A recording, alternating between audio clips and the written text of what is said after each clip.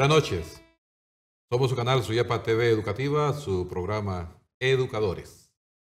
Llegando hasta usted en esta ocasión para hablar de los maestros. Vamos a hablar de los maestros, concretamente de un proceso que dura, que se va acumulando, que se va dando durante todo el ejercicio de la carrera de cada docente, de cada maestro. Y es que, como en la vida todo tiene su inicio, también todo llega a su fin. Aunque nosotros somos maestros para siempre, pero activos, es decir, en el desempeño de la carrera frente a un grupo de alumnos que Dios y la patria nos encomiendan para formar y transformar sus mentes, pues llega a su fin. Hoy estaremos hablando precisamente de esto, de un profesor jubilado. Y tenemos a un invitado hoy, que ya lo hemos tenido varias veces aquí en este programa, que recién creo que tendrá un mes de haber pasado a situación de retiro, es decir, profesor jubilado. Me refiero al profesor Elvin Jubal Portillo. Bienvenido, Elvin. Un placer saludarlo, jerezano. Siempre es un gusto para mí poder interactuar con ustedes, ¿verdad?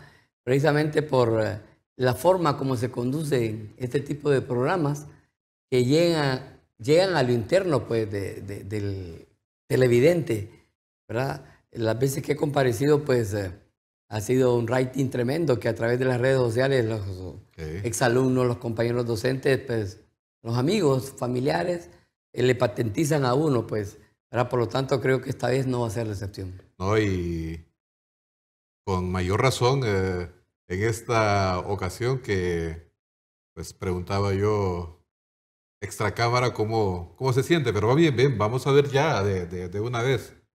Este programa es muy cortito, una hora no ajusta para que podamos comentar todo. A ver, Elvin, cuéntenos un poco para ilustración de nuestros televidentes. ¿Quién es Elvin Portillo? ¿Cómo llegó al magisterio? A ver, cuéntenos un poquito así brevemente porque no terminaría. Correcto. Pues le voy a contar que la génesis de mi incursión a este asunto de la enseñanza, pues viene desde mis inicios en la Iglesia Católica, aquí en la pastoral juvenil de la colonia Kennedy. Tuve mucha relación yo con los curas y con las monjas. Recuerdo pues a unas monjas canadienses que llegaron ahí a motivarnos para este asunto de las catequesis con los niños, ¿verdad? Y entonces recuerdo a Sor Huguet, Sor Yolanda, que pues forjaron en mí esa iniciativa. De igual manera, una tía mía que organizó los grupos juveniles ahí en la Kennedy, mi tía Alicia Torres, que en paz descanse, ella misma nos incursionó a esta cuestión del neocatecumenado, ¿verdad? Y entonces donde fui cantor en la iglesia. Pero voy más atrás. Por decir así, aparte que mi padre, pues una persona muy conocida en el país, el profesor Valdemar Portillo, era docente, ¿verdad?, de generaciones, pues él nos transmitió ese ejemplo. Y en conjunto con mi trabajo, por decir así, porque desde entonces lo considero yo un trabajo pastoral, con los niños en las famosas abejitas, en las catequesis para primera comunión. Elvin, perdón, yo creo que esta faceta que nos está hablando en este momento va a ser de mucha sorpresa para muchos de sus fans, de sus seguidores y seguidoras, porque a usted lo conocen como el tipo que anda ahí metiéndole candela a todo revolucionario, tipo que ha andado en todas las luchas magisteriales en pro de las conquistas del magisterio. Pero Elvin, salmista, con grupos juveniles, iglesia, etcétera, para muchas personas, como lo es para mí en este momento, definitivamente que será una grata sorpresa. Sí, sin llegar a la contradicción, ¿verdad? Porque Claro, recordemos, así es. Jerezano, bueno, con usted hemos librado muchas luchas. Así es. Lo que pasa es que usted más desde el punto de vista intelectual, ¿verdad? Yo recuerdo que usted nos apoyaba mucho cuando incursionamos en la política gremial, con la locución, recuerda. En fin, y recitábamos muchos poemas bonitos de Machado, y recuerda usted que en fin, la esencia de esos poemas es una esencia de liberación. Es más, no hay tal desvinculación entre una cosa y la otra. Recordemos, por ejemplo, a los jesuitas.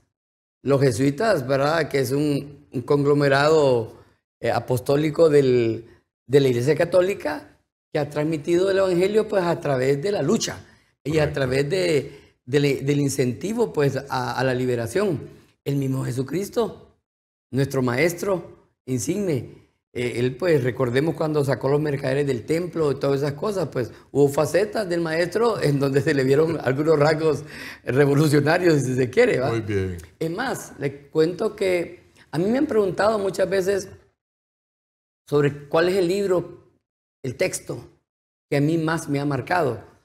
Recordará usted, Jerezano, allá por los 80, cuando un grupo de monjas en El Salvador y algunos curas españoles fueron asesinados, correcto. Sí. Y todo porque los acusaban de ideas pues revolucionarias. De hecho, entre ellos había un gran escritor, jesuita, por cierto, Ignacio Martín Baró. Pues Martín Baró escribió muchos textos. Esencialmente, él era psicólogo también. Un libro que nominó Psicología Social para Centroamérica. Mire que yo lo estudié en una clase, casualmente de Psicología Social, cuando estudiamos Pedagogía en la Universidad Autónoma. Y ese libro me marcó rotundamente. Sí. Ahora, perdón, Erwin, Sí. perdón. No quiero pasar de malcriado, pero el tiempo usted sabe que aquí Sí, es sí, bien. apremia. Ahora, dígame concretamente, así, ¿cómo llega Erwin Portillo a las aulas escolares? Bien. Entonces, mi padre laboraba en magisterio. Él sufrió pues una grave enfermedad y dado que había que relevarlo, allá por el 82, en la escuela Doctor Esteban Mendoza, donde yo laboré 2 años, ahí incursioné. Él era muy amigo de la directora y de las autoridades educativas en aquel momento y me hicieron la oferta para poder comenzar a trabajar, pues con mucho miedo. Yo apenas tenía 17 años y medio. Es más, imagínense que no pude escalafonarme ese año por la edad. Por la edad. Tuve que esperar hasta el año siguiente para colegiarme y hacer los demás trámites. Y trabajé 2 años ahí, pues. Luego tuve la oportunidad de empezar a trabajar en la escuela normal y en el Instituto Central. Gracias a Dios, en ese ambiente magisterial, en ese ambiente pedagógico, pues yo tuve pues, la iniciativa de comenzar mis estudios en pedagogía en la Universidad Autónoma. Siendo un cipote todavía. Erwin. Paralelamente con mis estudios en la otrora Escuela Superior del Profesorado, ¿recuerda? Muy probablemente, no los que le tocaba trabajar a usted, pero muy probablemente en estos centros educativos, de repente hasta había alumnos mayores que usted ya en los últimos años. Pues le quiero contar algo. Sí, en efecto. Es más, muchos de ellos ya se jubilaron, fíjese, antes que yo. Antes en las escuelas normales se aceptaban muchachos con edades avanzadas. De hecho, muchos de ellos ya tenían su plaza en escuelas primarias, pero los mandaron a profesionalizarse dado que fungían como maestros empíricos. Correcto. Entonces, ellos fueron a sacar su título académico a la escuela normal, sea de manera presencial o de manera diferida en los meses de diciembre y enero. Correcto. Luego, fíjese que tuve una muy bonita experiencia. El último director de la escuela superior y primer director o rector de la Universidad Pedagógica fue el licenciado Roque Ramos Motiño. Él conoció el trabajo que yo hacía en la escuela normal y me invitó a trabajar ahí en la escuela superior. Es más, nosotros luchamos por la conversión. Pero después, debido a unas agitaciones ahí de carácter interno, entonces a mí me pidieron pues que me decidiera si me iba a quedar trabajando en los colegios, en la escuela normal y el central, o en la universidad. Y yo, sin haberme arrepentido jamás, opté por quedarme en la escuela normal y en el Instituto Central. Este es Elvin Jubal Portillo, nuestro invitado para hablar hoy de el profesor jubilado. Con esto vamos a la primera pausa, ya regresamos.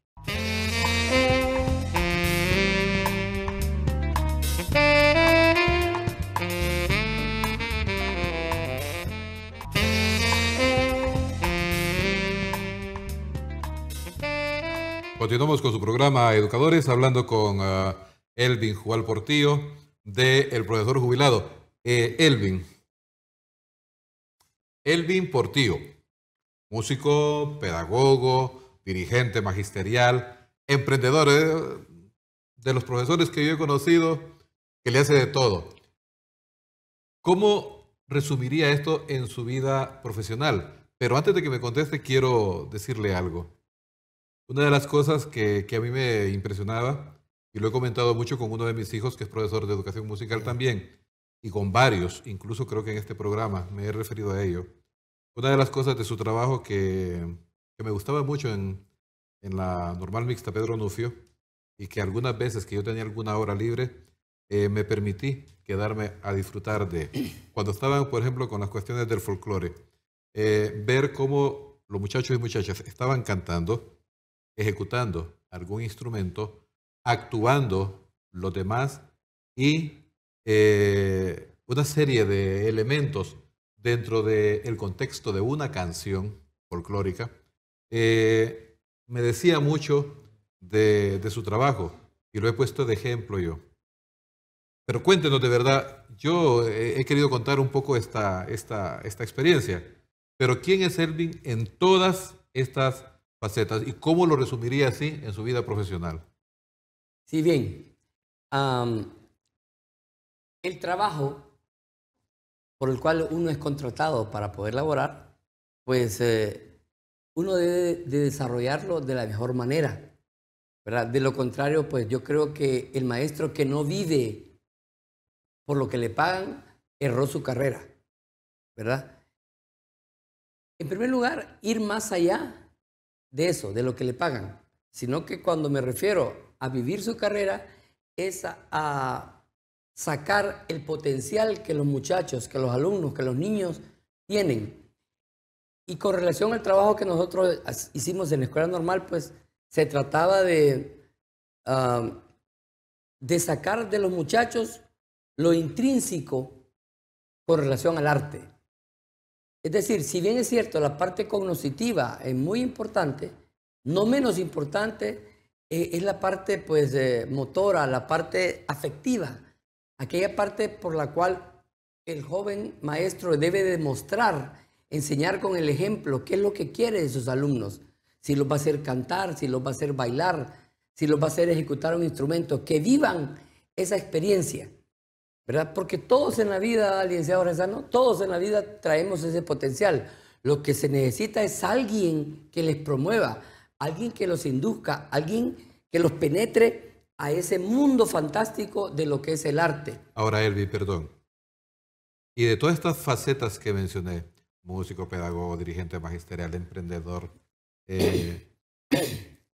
¿cuál es la que más a usted le dejó mejores sentimientos? Aquellas cosas que usted va a atesorar más ahí en su corazón.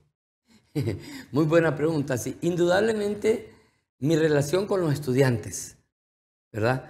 En la medida que uno como docente se compromete, ¿verdad?, a esta labor, es que va a hacer su trabajo de la mejor manera. Si bien es cierto, como dirigente tuve la oportunidad de poder apoyar a muchos compañeros, de poder librar y reivindicar luchas, yo creo que más que eso, esta empática relación que existió con su servidor en relación a sus alumnos, pues yo creo que fue lo mejor, ¿verdad? Porque al final, para el desarrollo musical hay que aplicar terminología pedagógica, hay que implementar o ejecutar lo que son técnicas, lo que son procesos, lo que son métodos para poder enseñar y transmitir cualquier enseñanza. Nuestra función, además de músicos, trascendió en la normal pues a la impartición de algunas asignaturas, desarrollo estético. Usted recuerda, y fuimos compañeros de cátedra. Luego incursionamos también en la filosofía educativa, en el trabajo de la legislación educativa. Lo que su formación de pedagogo le permitía. Correcto. Ahora, Elvin, yo con esta pregunta que le voy a hacer, espero no comprometerlo con sus alumnos. La niña del Central o la estudiantina de la Normal Mixta Pedro Onofrio, ¿dónde está su corazón? ¿Qué pregunta esa? Mire. Que, no vaya, que entiéndalo bien, ¿verdad? Que no es por hacerlo quedar mal. Ah, sí, ve. Bien, la estudiantina de la escuela normal. Aquí estamos viendo sí, la estudiantina. Sí, en efecto. Fue una grandísima experiencia, ¿verdad? Estaba yo para entonces muy joven. Creo que esa fotografía denota que habré tenido unos 23 años, por ahí. Y la marimba Niña del Central, es decir, son mis dos amores musicalmente hablando, ¿verdad? La marimba la incluíamos en la estudiantina, pero en la estudiantina además había guitarras, mandolinas, voces, flautas, y había una variedad. En cambio, en la marimba, pues exclusivamente la marimba con otros instrumentos, la batería y el bajo como apoyo. Sí, ahí estamos con los muchachos del Instituto Central. Quiero contarle, licenciado, que muchos de esos jóvenes, muchos, no pocos, internalizaron tanto su amor hacia la música que luego estudiaron música en la Universidad Pedagógica y hoy son maestros de educación musical.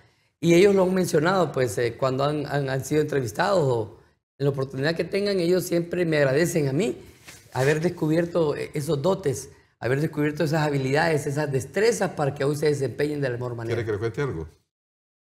Cuando yo todavía no trabajaba en la Escuela Normal Mixta Pedro Onofrio, pero asistía a los actos porque mi esposa Dilia, si ella laboraba, me invitaba, en uno de esos actos, creo que en ocasión de un día del maestro, hubo la invitación para que egresados y egresadas de la estudiantina fueran a tener una participación. Y fue una cosa que me admiró, ver un poco de señoras, porque ya señoras, señoras y señores participando de una manera increíble. Y no me refiero a voces universitarias, sino simplemente personas que pasaron por su conocimiento y que, lo que usted decía, interiorizaron tanto el sentimiento y la pasión por este arte que lo conservaron, lo siguieron practicando y esta vez que usted les invitó, fueron a participar de una manera muy bonita, realmente. Sí, no, en efecto. Y quiero contarles que todavía nos reunimos con algunos de ellos,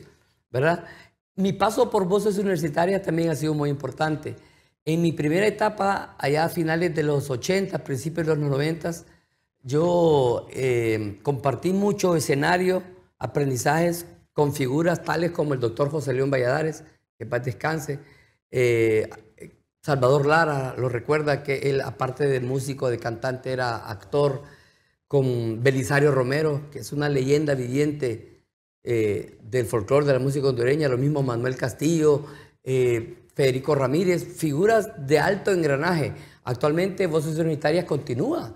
El profesor Ángel López con su esposa Juanita, todavía son bastiones de este grupo. Los hemos tenido aquí en el programa. Ah, bueno, ya ve, aquí están casualmente. Un saludo para ellos y todos los integrantes de Voces Universitarias, ¿verdad? En fin, ha sido grandes experiencias que he tenido. ¿Contento, Elvin? Claro que sí, claro que sí. Muy bien. Con esto vamos a la segunda pausa. Cómo no, con mucho gusto. Ya, vamos a continuar. No nos deje.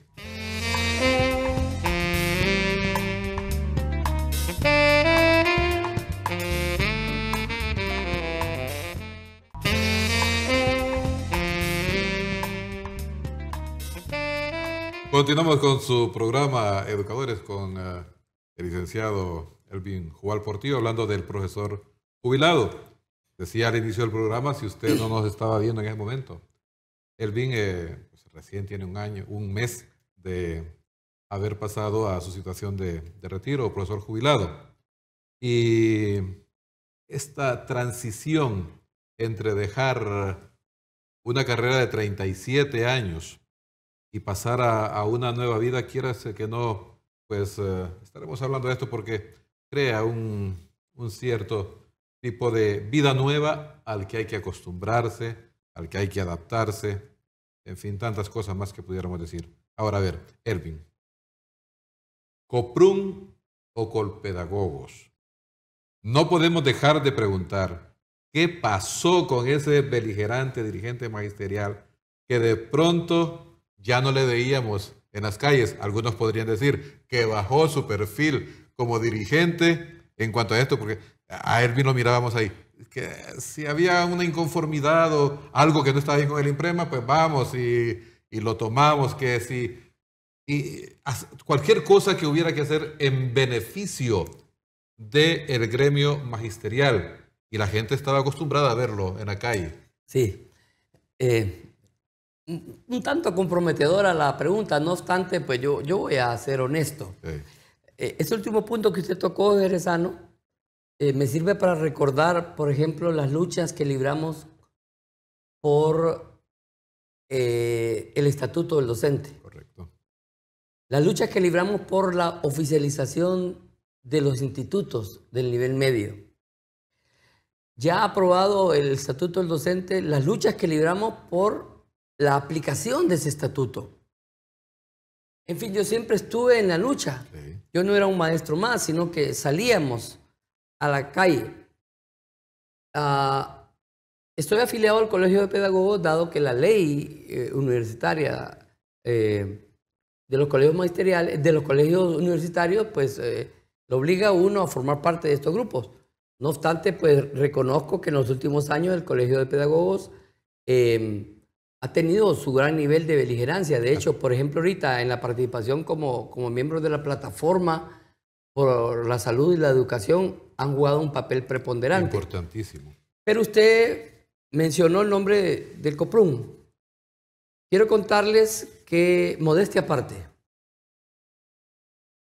nosotros sacamos al Coprun del anonimato en cuanto a los colegios magisteriales se refiere. Pues previo a eso nomás he escuchado hablar de lo que es el COPEN, el Colprosuma, el PRICMA, y pare de contar. Nosotros con nuestro grupo de trabajo a nivel gremial, les reitero, ¿verdad? Recuerdo a importantes presidentas de este colegio, la licenciada Guadalupe Torres, a Marina Lemus, ¿verdad? Aunque ellas eran de diferentes tendencias políticas, ellas hicieron una gran labor por esta organización. Y pues ellas me indujeron, ellas me incursionaron. Llegué a formar parte de la junta directiva con el licenciado Jorge Franco, a quien saludo, ¿verdad? Y a todos los miembros de esa junta directiva que realizamos una encomiable labor. Mis compañeros de base pues pensaron en mí para poder conducir la cabeza de esta organización.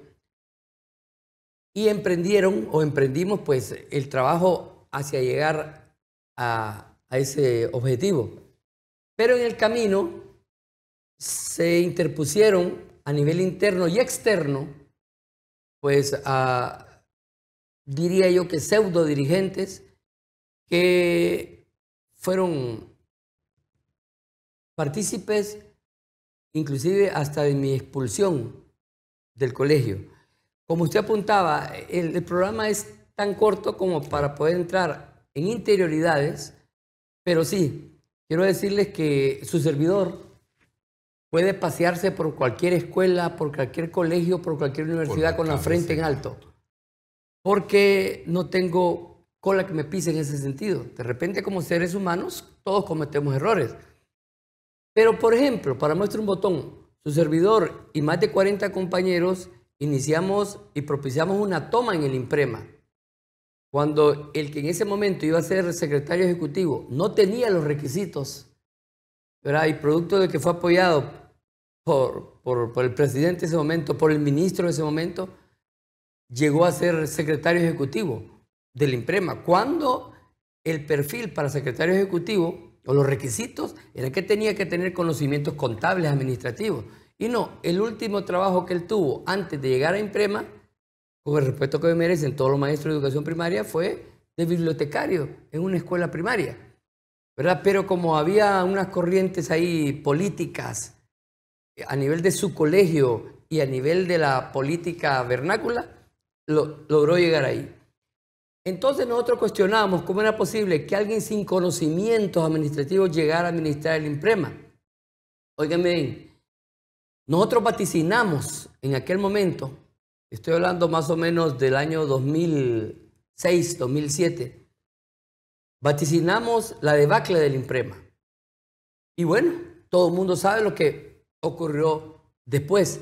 Sí. ¿Por qué? Todo por no haber atendido las sugerencias que nosotros en aquel momento brindamos, Jerezano. Mire, es importantísimo todo lo que está diciendo porque yo ya era parte de Coprum Recuerdo muy bien. Sí. en ese tiempo.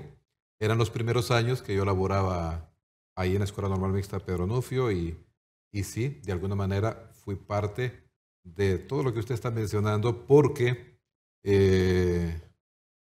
por invitación suya yo pude estar en un par de congresos. Fui propuesto incluso para ocupar un cargo en la Junta Directiva Central y sí me doy cuenta de todo lo que usted está diciendo, especialmente en el lago de Ojoa y cuestiones así que yo sé que a usted no le traerán tan gratos recuerdos, pero que suceden. Y como dicen, en río revuelto, ganancia de pescadores, que es lo que ha pasado un poco también, porque cuando el Coprum era conocido como el Colegio de los Viejitos, el colegio que permanecía allá, como que no estaba y no estaba en el anonimato completamente. Hubo un grupo de profesores, Elvin Portillo, a la cabeza, y empieza a convertirse en protagonista, sale de este anonimato y hasta llegar a ser lo que hoy es una participación muy importante en todas estas situaciones que está viviendo nuestra sociedad. Ahora bien, sumado a esto, Elvin, usted fue uno de los 303 maestros suspendidos, hoy ya retirado y sin presiones laborales de ningún tipo. ¿Aceptaría usted una comparecencia televisiva en compañía, por ejemplo, del doctor Marlon Escoto? ¿O guarda usted algún tipo de resentimiento por estas medidas que en su momento a 302 maestros más, y usted en concreto, le perjudicaron? Claro que sí. A mi juicio,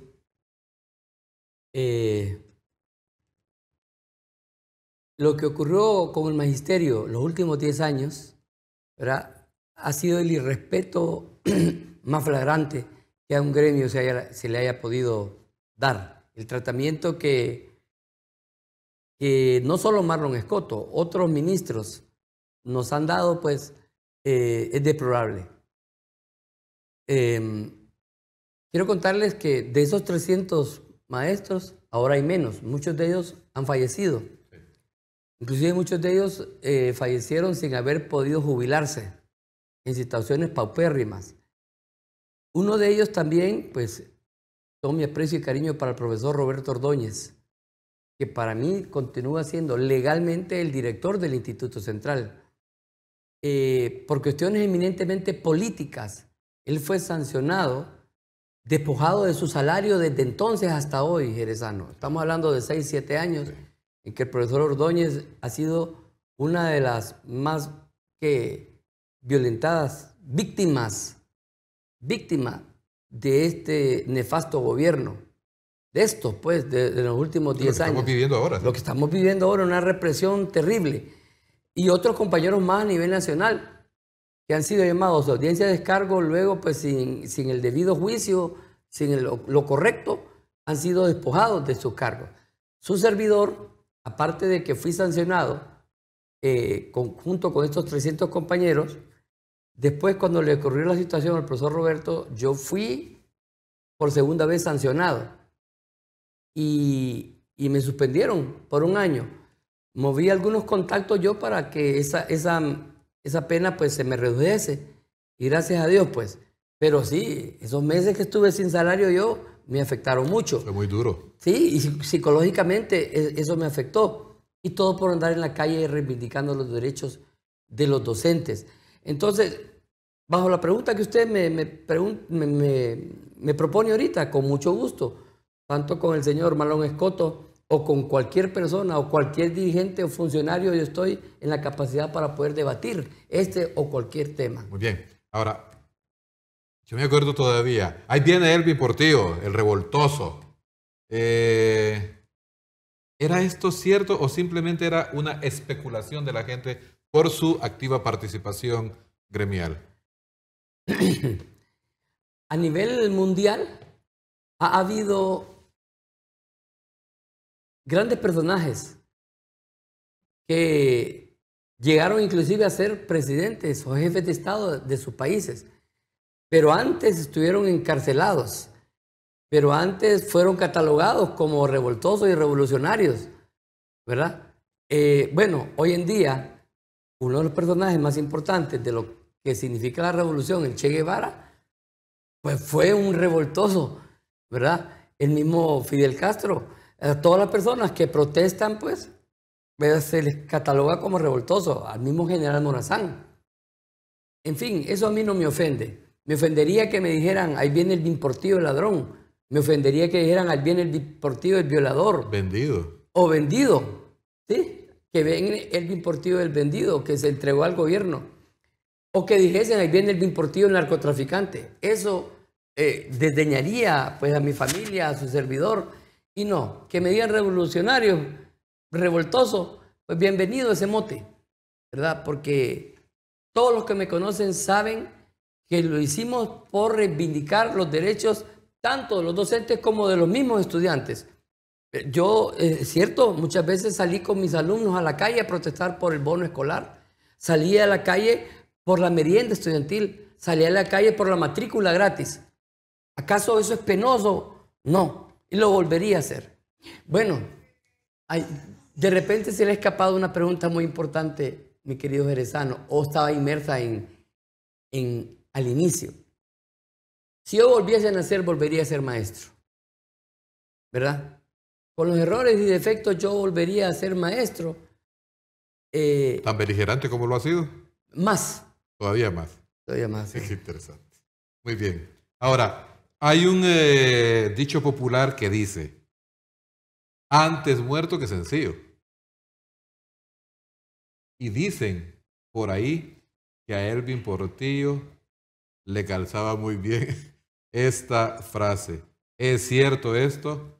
Le gustan los buenos carros, los zapatos preciosos, la ropa bonita. O sea, una imagen, bueno, mírese ahí. Una imagen de esa full Mickey's, como dicen los hipotes. Sí, yo quiero mucho ese carro. Ese es un Jaguar Type R-Type de fabricación inglesa. Sí, es más, tuve una Prado también. Pero todo lo hice con sacrificio mío y de mi esposa y que tuve ciertas facilidades ahí por algunos contactos familiares que tuve. Es más, llegaron a decir que me habían comprado y que yo me había vendido. Y que era parte del precio. Pero no, a mucho orgullo les digo de que todo lo que Elvin Portillo tiene se lo ha ganado de la manera más honesta. Yo quiero contarle, así brevemente, yo tengo más o menos una colección de... Sí, esto fue en Chicago por una invitación de un amigo mío. Fuimos al Museo de la Música. Correcto. Tengo una colección más o menos de 2.500 discos, CDs originales. Yo no le escucho música pirateada. en MP3, yo no le escucho música pirateada, yo no le escucho música... es más, ni en las memorias. El respeto que yo le tengo a los artistas es escuchar su disco original. Originales, sí. ¿Verdad? Más bien estoy pensando yo cuando haga mi testamento a quién le voy a dejar eso, porque yo tengo cualquier clase de música, lo que usted quiera, ¿verdad? Y pues de repente son excentricidades que tengo. Y no obstante, siempre fui responsable con mis hijos, ¿verdad? Desde el inicio les di su leche, les di su educación sobre todo, ¿verdad? Hoy pues son grandes profesionales universitarios. El mayor es ingeniero en sistemas. Tengo una hija que es médico también, que está sacando su especialidad. y mi hija menor que es ingeniero civil. Y usted lo ha compartido todo en las redes sociales. Es que la vida de Elvin es así, transparente. Claro. Definitivamente. Dice el productor que lo apunte, dice ahí en la lista de espera. Con mucho gusto, con mucho gusto. Sí. Bueno, mire, vamos a ir terminando este bloque que es el más larguito. ¿Cuál es el mayor legado que Elvin Portillo le deja a su familia, concretamente a sus hijos y nietos? Bien. Mire que bien, esta pregunta es Sí. que va con mucha trascendencia. Claro que sí. Le voy a decir, licenciado Rezano, que me hubiera gustado que esta pregunta se lo hubiesen formulado precisamente a ellos, a mis hijos, Sí. ¿verdad? Pero sí, dado que no están aquí, yo quiero contarles que mis hijos se expresan muy bien de mí, ¿verdad? Las personas que me conocen, mi padre, mi madre, mis compañeros de trabajo, mis exalumnos sobre todo, tienen y vierten los mejores criterios sobre su persona, ¿verdad? De manera humilde, quiero decirles pues de que aquí estoy con mis hermanos, uno de ellos ya falleció, Winston. Sí. Saludo a Rommel. Esa foto cuando yo tenía creo 15, 16 años de edad más o menos. Creo que es los valores, los principios, aquello pues que nos hace diferentes de los demás. Esto se fomenta en la familia. Bueno, estoy ante una persona que lo que más promulga y lo que más demuestra con su ejemplo son los valores y la familia. Esa integridad, yo siempre he sido admirador suyo y de la licenciada Jerezano, pues envidio mucho, Claro. a sus hijos. Es más, hace poco estuvimos con uno de ellos en un festival de jueces, de jurados de figura, le envié sus saludos con Lester, exacto. Y pues me parece que el trabajo que usted con la profesora Dilia ha hecho con su familia es envidiable. Y a mí me gustaría que lo entrevistaran a usted, fíjese, algún día y tuviese que venir a hablar aquí sobre la familia. Sería una gran cátedra a nivel nacional que nos podría darse. Gracias, Elvin. Yo creo que en algún momento se va a dar esta situación en otro de los programas que se tienen acá. Ahora, bien, yo digo que esto que usted hablaba tan bonito de su familia se ve manifestado en la muy estrecha relación que hay entre usted y sus padres, por ejemplo, entre usted y sus hijos. Y como le digo, usted todo lo publica ahí en las redes. Y entonces todos nosotros somos testigos, no solamente de lo que nos está diciendo, sino de lo que vivimos a través de lo que usted nos presenta. Y yo creo que el mayor legado que podemos dejar a nuestra familia, a nuestros hijos, a nuestros nietecitos, es esta formación que les ha de presentar como personas íntegras delante de la sociedad. Sí. Con esto nos vamos a la última pausa, ya regresamos.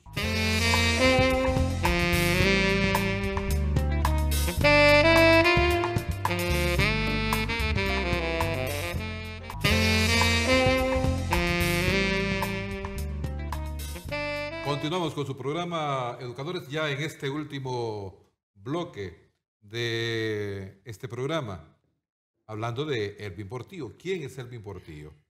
Y hemos decidido hacer un programa como lo hemos hecho también con otro compañero, por ejemplo, con Andrés Mejía. Hemos hecho también con la licenciada Leila. En su momento lo hicimos con nuestro profesor José Cecilio Baide. Sí. Entonces, porque honor a quien honor merece. Estuvimos aquí con el profesor Laboriel también, le tuvimos acá.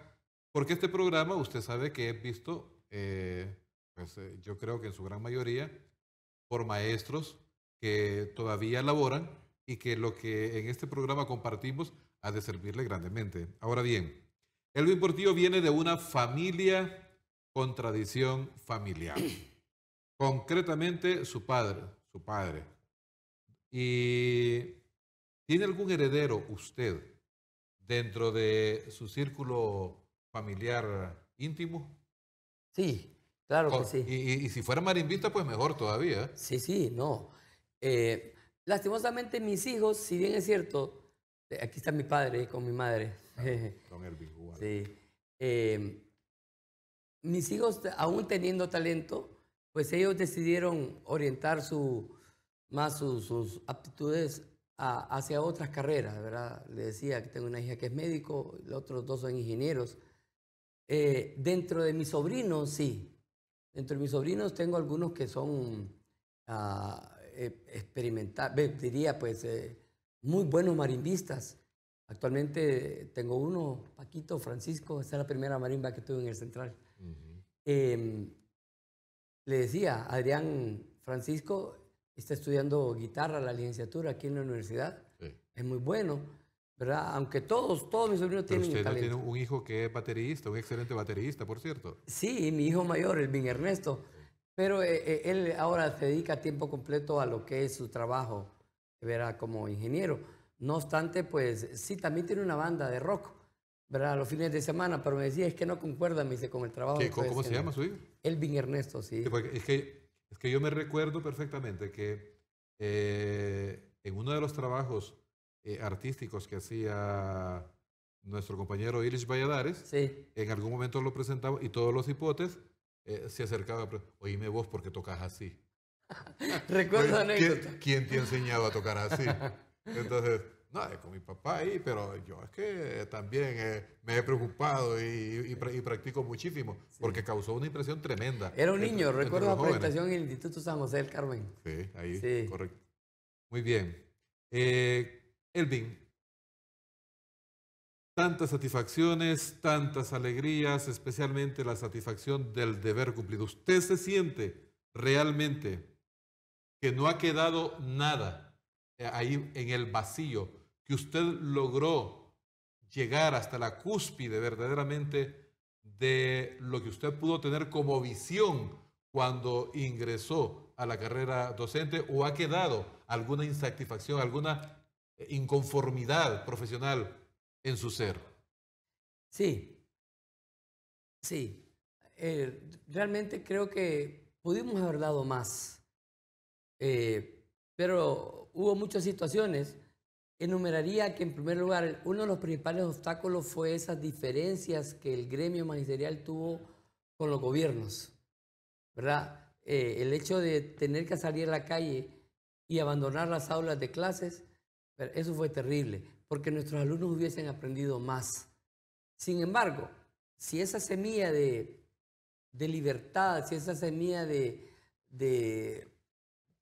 pues de protesta que quedó dentro del corazón, el alma de los jóvenes alumnos, pues si eso quedó ahí, pues está bien, ¿verdad? ¿Se acuerda aquel eslogan que decíamos, en la calle también estamos luchando? Claro. Bien, pero también su pregunta me conduce a decir lo siguiente: haber laborado en la más grande e importante institución educativa de Honduras, como lo es el Instituto Central Vicente Cáceres. Saludo a sus miles de egresados y grandes docentes que laboraron ahí. Y diría yo, en la más importante escuela normal formadora de docentes, como lo es la Escuela Normal Mixta Pedro Nufio, que a su vez quiero contarle de que tras el cierre de la normal, con lo cual yo jamás estuve de acuerdo, y en otra ocasión de repente podemos ahondar sobre el tema, pero tras el cierre de la escuela normal regresé a la escuela Esteban Mendoza, ahora convertida en Centro de Educación Básica. En esa escuela yo estudié mi escuela primaria, yo luego pues laboré 2 años ahí, y tras el cierre de la normal regresé. Un primer año pues fantástico, pero ya el segundo año me aquejaron los problemas de salud. Y pues siendo originalmente diabético se me convirtió en neuropatía, la neuropatía en polineuropatía. Hoy pues tengo que usar inclusive bordón para poder conducirme. Fui víctima pues de un pequeño derrame cerebral que al final me condujo a tener que dejar la educación. Pero con la frente en alto, jerezano, yo le diré que misión cumplida. Misión cumplida. Agradezco pues en primera instancia a Dios, que fue el que me permitió pues tener esta gran experiencia de 37 años. A mi padre, que es mi formador pues esencial en el aspecto artístico. Pues a la Universidad Pedagógica, otrora Escuela Superior, a la Universidad Autónoma, instituciones que me formaron académicamente, pero sobre todo a mi amada Escuela Normal, porque ahí hasta el docente que tenía como función formar, también se mantuvo activo tras aquella cuestión de la educación permanente, recuerda. Ahí nosotros vivíamos diariamente estudiando para que nuestros alumnos aprendieran. Si usted se acuerda, licenciado Orezano, una característica muy bonita de los normalistas era que cuando no habían clases, se molestaban ellos porque no habían clases, sabían, ellos valoraban. Así es. Entonces, y nos exigían a los docentes que enseñáramos más y mejor. Pues esa es una gran experiencia. Saludo a los miles de egresados de la Escuela Normal Mixta, pero no fue que hoy se desempeñan como maestros en los diferentes niveles del campo educativo. Ahora, nuestro productor de este programa, don Iris Valladares, normalmente en casos como el suyo, este programa concretamente, prepara una batería de preguntitas de respuesta breve que yo solo le voy a hacer dos. Así, respuesta breve. Como maestro y como músico, durante todo el ejercicio de su trabajo, su momento más grato. 2. La estudiantina de la Escuela Normal y la Marimba Niña del Central. ¿Y el momento menos grato? Cuando me expulsaron del COPRUM por luchar por el adesentamiento y la moral de esta organización. Gracias. Mensaje suyo para los miles de docentes que hoy nos están viendo y que han bregado en los salones de clase viviendo lo que usted experimentó por 37 años de servicio. Sí. Linda pregunta. Recuperemos el apostolado. Recuperemos la esencia del magisterio, que es entregarnos a nuestra profesión, a nuestros alumnos, de la manera más sincera, con amor. Es cierto, es importante la didáctica, pero yo diría más importante es aplicar el método del amor con los alumnos. Enseñarles bajo este precepto de que la educación los va a sacar adelante. Gracias a nuestro compañero Elvin, porque realmente esto es importantísimo para los compañeros que nos están viendo en este momento. ¿Qué llamado le haría usted, ya para finalizar, al señor ministro de Educación y a las demás autoridades de la Secretaría de Educación con el fin de empujar todos la carreta, como decía un expresidente, en la misma dirección? Sí, lastimosamente, en el marco de una dictadura, el ministro de Educación no tiene independencia. Los técnicos de la Secretaría de Educación no tienen independencia. Estos trabajan o estos laboran bajo líneas, ¿verdad? Lo que los organismos internacionales, lo que el Banco Mundial dicen, esas directrices son las que se tienen que dar en este país.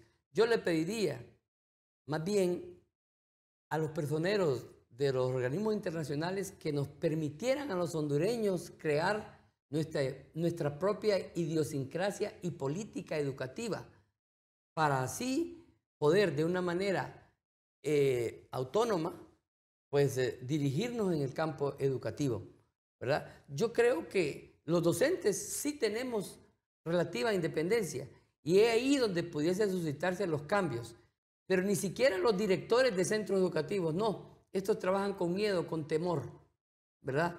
Y entonces de ahí para arriba es muy difícil. Yo creo que, qué importante tu pregunta, Erezano, qué importante. Es a nuestro nivel, al nivel de los estudiantes, de los padres de familia, los que podemos operativamente llevar a cabo pues, un cambio en materia pedagógica en este país. Es que yo siempre he insistido mucho en este programa. El verdadero maestro es aquel que no solo forma, sino que transforma la mente y el corazón de los alumnos que Dios y la sociedad pone en nuestras manos. Y en la medida en que, con nuestro testimonio de vida y la parte de la academia, podamos lograrlo, podemos decir lo que usted decía, satisfecho con el deber cumplido.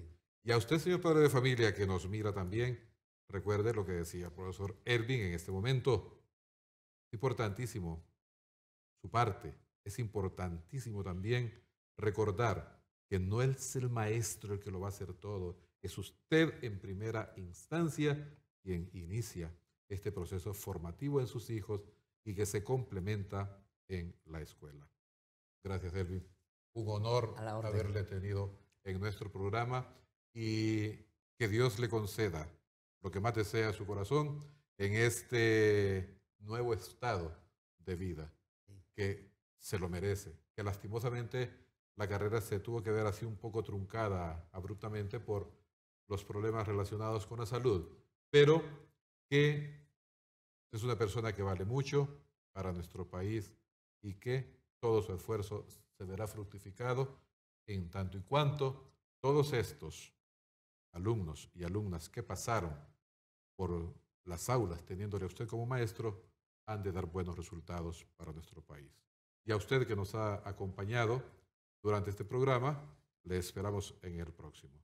Dios le bendiga. Buenas noches.